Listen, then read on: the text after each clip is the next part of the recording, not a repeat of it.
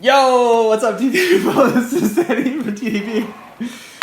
This is James. This is the 325th time we've done it, so we've become even better at the intro. Totally.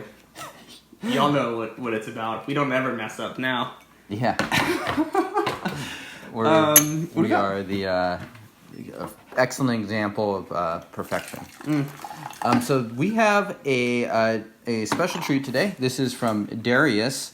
Nice. Who is has been storing tea in the greater Atlanta area for a long time. I think he bought this tea right when it came out. Cool. Or at least very close. So this is a U.S. stored tea, 2010 Yunnan sourcing, so western-facing producer. Right. The Xikong, so that's a greater Iwu region, uses the small leaf varietal, sort of like Yibang tea. So might be a little bit on the gentler end in that sense, so looking forward to trying this. Yeah, it had a great aroma, and for how relatively young this tea is, it smelled quite sweet, although we'll see how it performs. And kind of fun. This might have one of the most Western touched teas that we've brought on the show. Yeah, absolutely. Frankly. And you can tell by the liqueur alone that this is a younger tea. Yep. So this will definitely look different than 9 years in Taiwan or Hong Kong or something like that.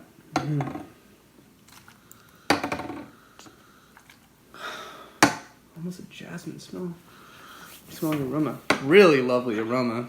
So it really maintains those high notes. I mean, very floral. Yeah. Yeah, excited. Does it taste at least somewhat aged? Smell? Yeah. Maybe. It doesn't smell as ass-kicking, but that could mean a few different things. So it could either mean that it's just from a sweeter and less aggressive region. It could also mean that it's just had a little bit of age. I'd say comparing the color to the sweetness, I'd say that it would be maybe a little bit harder to tell. But yeah, I'm excited to try this. And always fun to have a tea that Scott's produced. Yeah. And to be clear, of course, this is material that's coming from China, but it's then the actual matcha is selected and then pressed. And so that process is done by Scott. So we did get to taste some matcha with him, certainly, as well. Right. Kind of exciting. Fun to do. Fun to be a part of the process a little bit. Yeah. And, I mean, I believe his initial batch of productions was 2009, so this would be in the second year. Yeah. Yeah. So, and given Scott's affinity for, like, strong flavors, this will be an interesting... Yes. It will be. Smells really, really sweet. Definitely smaller leaves, like you said. Right. And so this first infusion, I brewed it a little lighter. Second infusion, a little bit longer. So we'll see how those two compare versus each other. I would guess that the second one might be quite a bit stronger than the first. Yeah. We shall see, and we'll dictate the rest of the session based off of it. Absolutely. Yeah. All right. Cheers. Cheers.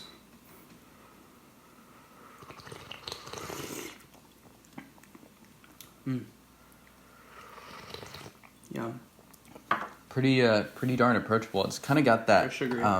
It's sort of got that. This is a far bougier word than I'm comfortable using, but I'll use it anyways. Like that sort of like muscatel, the sort of like grapey wine. I've seen it used for like Darjeelings and stuff before. Absolutely, yeah.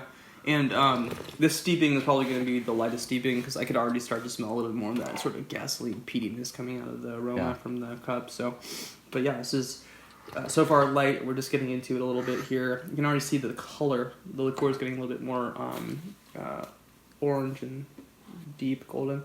Yeah. Really sweet, that initial infusion. Exactly. Yeah, it almost tastes like a green tea, like a very balanced, not as intense green tea. Really nice. All right. Cheers. Cheers. I think we might get a little tea drunk here. Uh-oh.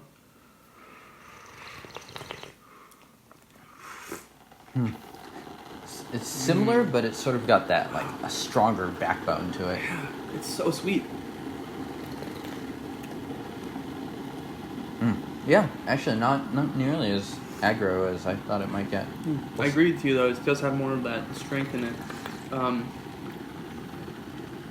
Really pleasant. These are the kind of younger teas that I really enjoy drinking. I don't particularly like those super aggressive teas when they're young. I like to wait for those to evolve a little bit. This tastes to me like it would have been probably fairly approachable immediately. I would think so, yeah. Incredibly sweet. I'd say this passes the mom test. One of the first raw Pu'erh we got. I think it passes the mom test. I mean, it's got some funk on it, certainly, right? But yeah. But yeah, I mean, it is so sugary. At least initially, we'll see how it performs. It's getting darker. Yeah, it is. Yeah, I mean, I actually do agree with you for the initial two. Either that or our palates are really off. But yeah, it's not like usually the problems with raw Pu'erh are they're really foreign tasting, such as the one we had last episode, which is technically not a raw, but it really is closest to a raw stylistically. So like that's true for a lot of H raws, and B, they could be just too bitter, too strong, and so far this tea's doing fine on both. Yeah, exactly. But it's still strong enough. I mean, it's not strong because it's weak. It just isn't very aggressive in its flavor profile. And how about the aftertaste, the lingering sweetness? It's good. It's more subtle, certainly. I think that this tea doesn't have as much staying power as a potential more bold, obviously, tea, but it's nice. You know, it's still sweet. I would say that up this here more tea, than down here. Yeah, tea is sweet, but it's not overly light at all. Right. It's plenty strong enough to enjoy, and I think there's enough going on. It's not insipid or anything like that. Cheers. Cheers. Good word choice. We're teaching y'all words on this show. Yeah, and then I'm gonna work through SAT words on my in between episodes now while you're up in the mountains. Insipid. Bland. Tasteless. It's very insipid. Cut. Get me out of here. I'm gonna just snort my tea up. Insipid. Oh man, I deserve to go to jail for that one. Shout out to everybody who's shout out to all the SAT tutors. Yeah. We're gonna hit our niche demographics again. Cheers. Still incredibly sweet. It tastes like sugars in this. I mean, it's crazy. Yeah. But it has more than that punch now. It has a backbone to it, for sure. So do we think that this is related to the storage? Do we think it's just related to the base material more? What would you attribute, if anything, to the storage? I think the storage has probably advanced the profile a little bit. To me, it doesn't have like a ridiculous amount of like top note floral sort of things. Right. I do think a lot of the quality and stuff comes from the original character of the tea, and I mean that's why people will advocate for drier storage is because you're impacting the original character less and you're allowing it to sort of slowly transform. And I think this tea is a good example of something that has clearly not become something totally different, but it has changed in my opinion. I think it most likely has evolved at least somewhat. Incredible residual flavor now. Again, it's got plenty of punch, but it still has a sweetness. It's got some of that green strength, certainly. You can still tell that this is a younger raw, and the color will give that away too. Really good. This might be strong enough now that the mom test might not apply anymore. Right. Although I think with slightly adjusted brewing, I think you would be fine. But yeah, this is starting to taste very raw Pu'erh. It's got the bite to it. It's got some astringency. It's got some light bitterness. But just the sweetness from a textural perspective. I'm tasting the side of my tongue a whole bunch. It's definitely up here. It's a higher note raw. It's not as deep. Yeah. I almost don't think this would be the last tea of this tea session that I would have in a day if it was going to be a long session or a long day of drinking tea. Really nice. Yeah, pretty nice on a summer day too. I could actually see Scott drinking this on a summer day. We drank tea with him on pretty hot weather too. So, which is nice. Sometimes that you get sweaty and then it cools you off and you're just stoke meter on lock or whatever the young people say, fleek. I don't know. Stoke meter on lock, guys. Wow. Oh man, it's kind of like my obligation now to just show up and 80% humiliate myself on here. We're trying to cater towards the young people. This one looks stronger. Yeah, it does. Okay. And so, to be clear, why? What's the reasoning here? The liqueur is just deeper. This looks clearer to an orange, like a deeper, darker orange than absolutely some of the more yellow/clear. And we're getting just into a deeper flavor profile now too, just stronger flavors. Some of that saccharine sweetness is dying off a little bit. Of those high notes, getting into those just kind of classic raw flavors. Yeah, definitely fits pretty nicely into the raw category at this point. Really good. Yeah. I don't think so past the backpacking test. Just requires a little bit too much attention in the steeping. I think it would be pretty tough to make this taste good if it was grandpa styled. Yeah. Maybe if you went... No, just don't do it. Yeah.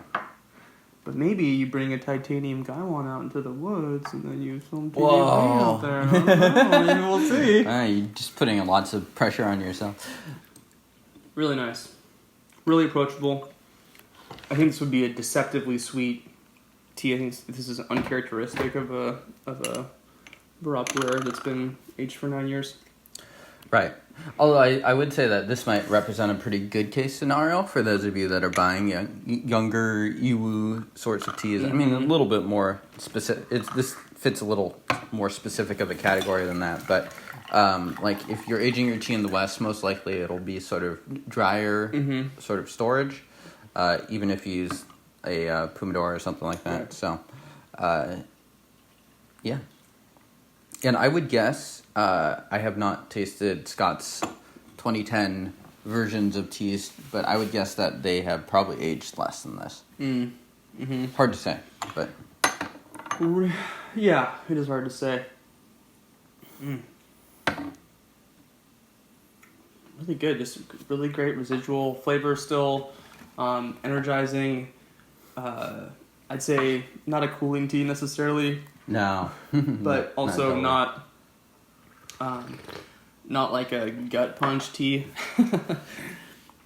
Yeah, pretty uniform in the leaves here. Yeah, smallish leaves. Yeah, not too much variety in the oxidation levels.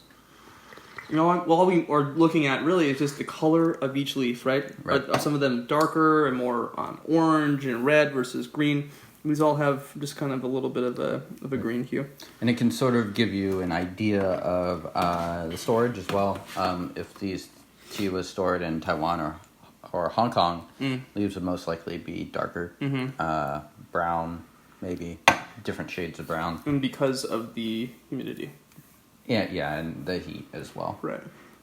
And so, whereas out here, even in a place like Atlanta, right? Yeah, where it's pretty plenty warm. It's plenty humid and warm, but still we're going to have a dip in the temperatures in the wintertime that will slow down the process. Right. I think one thing that people don't totally realize that live on like the East Coast and might be like, oh, my summers are really hot and humid, is that like Hong Kong is really hot and humid like most of the year. Yeah. So it's like there are not a ton of places in the U.S. that compares, maybe Florida. So probably like, the most apt comparison. So even a place like Atlanta doesn't quite match the year-round heat and humidity that you'll get in some places. Wonderful sweetness, a little bit of fruitiness still. I mean, it still has that sweetness, but not as strong. It has a great balance of those sugary sweet notes with the intensity of a younger raw. This is a great tea. This would definitely be a tea that I would go to as a daily drinker. If I was looking to make sure I was like highly buzzed every day. So if you're looking for substance abuse, 2010, Yunnan Xikong.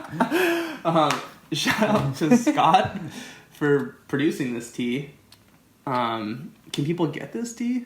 I think it might be sold out, but I'm not positive. You can Google it. You can definitely check his site. He has definitely a lot of his 2010 Autumn Harvest available. This, I know, was towards the top end of the teas that he had. I don't remember if this is available exactly. Yeah. But Scott has a lot of teas available, so definitely check him out. Yeah, and send him an email, and they'll just say, reference this tea if you want something like it, and he'll be able to give you your recommendation of something that's going to be pretty approachable in this sense. Yeah. Thank you to Darius. Yeah, Darius, seriously, thank you. And thank you to everybody who's supported the channel in one way or another, be it just from sending us tea or liking the videos, sharing it with your mom, getting your mom to share it with another mom. Yeah, there's a lot of ways to contribute to our channel. Yeah, primarily like 95% mom related. Modularly. Yeah, yeah. Start a blog, plug a I channel. wonder what our actual demographics are. I don't think it's very mom. Anyway, check it out. Yeah, Yunnan sourcing. This is a great tea. Very interesting, certainly. Yeah, I'd say high quality. Definitely enjoyed it. James, if folks want to learn more about tea in general. Yeah, check us out on TeaDB.org. Lots of different articles, lots of videos. This is our 325th video, which means that there were 324 before them, in addition to Denny's in-between-episodes and my occasional in-between-episodes as well. So that's a lot of videos, guys. So check those out, and we'll see you all next week.